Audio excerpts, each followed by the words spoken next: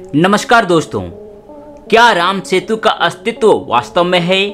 क्या सच में सैकड़ों साल बाद भी इसके सबूत मौजूद हैं? यह एक ऐसा सवाल है जो आज भी लोगों के लिए आश्चर्य का विषय बना हुआ है।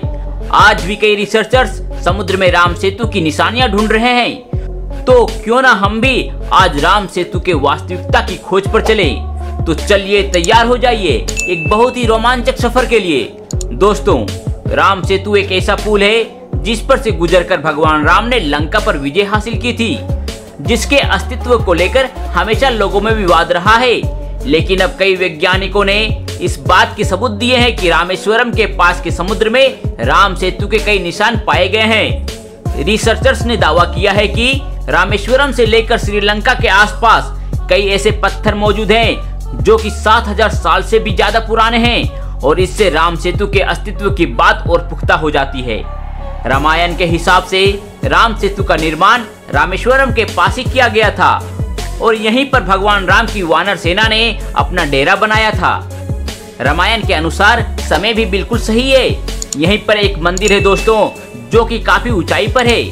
कहा जाता है कि भगवान राम यहीं बैठकर सेतु निर्माण और युद्ध की रणनीति की चर्चा करते थे।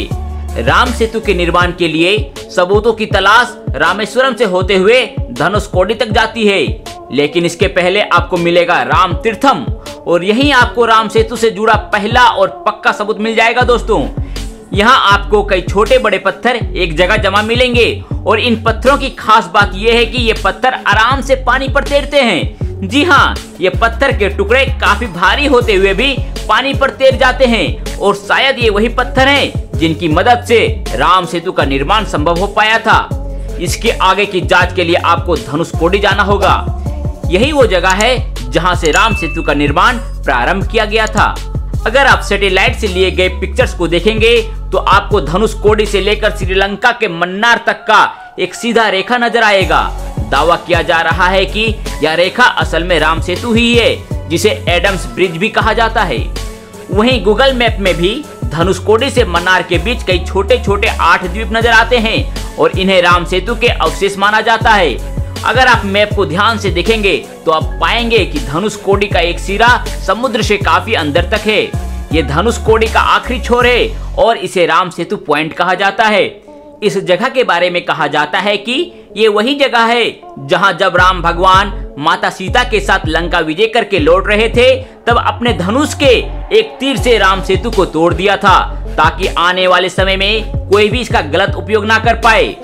धनुषकोडी से समुद्र में आगे जाने के लिए आपको नाव का सहारा लेना पड़ेगा, और कुछ घंटों की यात्रा के बाद आप एक ऐसी जगह पहुंच जाएंगे जो देखने में तो समुद्र के बीचों बीच है, लेकिन यहाँ समुद्र की गहराई काफी कम है।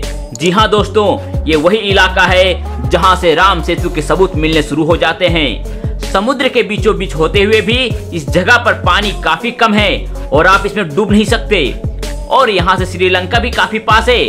आप चाहे तो आराम से चलते हुए श्रीलंका में पहुंच सकते हैं, और शायद यही वह जगह है जिसे दुनिया राम सेतु के नाम से जानती है, क्योंकि यह एक ऐसी जगह है जहां कहने को तो आप समुद्र के बीचों बीच खड़े हुए हैं, लेकिन आप आसानी से वहां जमीन पर चल सकते हैं। और यहां से श्रीलंका की सीमा केवल 7 किलोमीटर है दोस्तों, यानी कि ये पूरी संभावना है कि भगवान राम इसी रास्ते से श्रीलंका में दाखिल हुए होंगे। वैसे इस जगह पर पहुंचना आसान नहीं है, यहाँ तक कि मछुआरे भी यहाँ कभी नहीं आते हैं। देखने में यह भले ही बहुत छोटा सा टापू हो, जिसकी कुल रेडियस केवल 1 किलोमीटर के आसपास ही होगी, और इस इलाके में ऐसे एक दो नहीं कई टापू हैं। कहा जाता है कि जब राम सेतु का निर्माण किया जा रहा था, तब हवा की गति काफी कम हो गई थी। इसका कारण ये था कि तेज लहरों के प्रभाव से राम सेतु के निर्माण के काम में फर्क पड़ता था। इसीलिए भगवान राम ने समुद्र देवता से विनती की थी कि वो तब तक शांत रहे जब तक पुल निर्माण पूरा नहीं हो जाता। और आपको जानकर आश्चर्य होगा कि आज सैकड़ों साल बाद भी इस जगह पर लहरों की गति बाकी समुद्र से धीमी होती है। इससे पता चलता है कि इस जगह पर कुछ तो खास है जो समुद्र के बाकी हिस्सों से अलग बनाता है, और हमारे राम सेतु के दावे को और मजबूती भी देता है। राम सेतु आज भी रिसर्चर्स के लिए एक बड़ा मुद्दा है दोस्तों। वैज्ञानिकों का मानना है कि राम सेतु का निर्माण ज्वालामुखी से निकले एक खास तरह के पत्थर से किया गया था, जो कि पानी पर तैर सकता था। वैज्ञानिकों का मानना है कि कोरल और सिलिका पत्थर जब गर्म होते हैं तो उसमें हवा ट्रैप हो जाती है, कैद हो जाती है। इससे वह हल्का हो जाता है दोस्तों और तैरने लगता है। ये पत्थर कुछ कुछ स्पंज की तरह होते हैं। ऐसे ही पत्थरों को चुनकर ये पुल बनाया गया होगा। कहा जाता है कि पुल के निर्माण के समय सभी पत्थरों पर भगवान राम का नाम उकेरा गया था, जिस वजह से ये पत्थर समुद्र पर तैरने लगे थे। और अगर हम इसे भगवान राम का चमत्कार ना भी माने, तब भी आज से सैकड़ों साल पहले ऐसी सटीक जानकारी होना भी तो किसी बड़े आश्चर्य से कम नहीं है। कई इतिहासकार मानते हैं कि साल 1480 में आए तूफान में पुल काफी टूट गया था। अब इस तथ्य में कितनी सच्चाई है ये तो हम नहीं कह सकते, लेकिन हाँ, सबूत तो कहते हैं कि राम सेतु वाकई था। अमेरिका के एक साइंस चैनल ने दावा किया है कि सैटेलाइट से देखने वाली राम सेतु के इमेज पर जब रिसर्च किया गया तब पता चला कि राम सेतु एक मानव निर्मित पुल है। इसे मशीनों की मदद से नहीं बनाया गया था। इसीलिए ये बात लगभग तय हो चुकी है कि राम सेतु का अस्तित्व है और हमेशा रहेगा। राम सेतु की कुल लंबाई 48 किलोमीटर बताई जाती है। वैज्ञानिकों ने पुष्टि भी कर दी है कि राम सेतु का अस्तित्व सचमुच में है, तो भारत सरकार ने भी इस पर काम करना शुरू कर दिया है।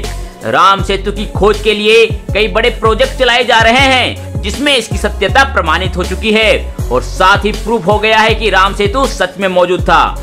आज की तारीख में भी राम सेतु लोगों के बीच चर्चा का विषय बना हुआ है। नई नई मूवीज बनाई जा रही हैं। दोस्तों, अगर श्रद्धा और भक्ति से अलग हटकर सोचे तो इस तरह किसी पुल की कल्पना करना नामुमकिन है। लेकिन जब बात आस्था और विश्वास की हो तो पत्थर भी पानी पर तैरने लगते हैं। आपका क्या विचार है?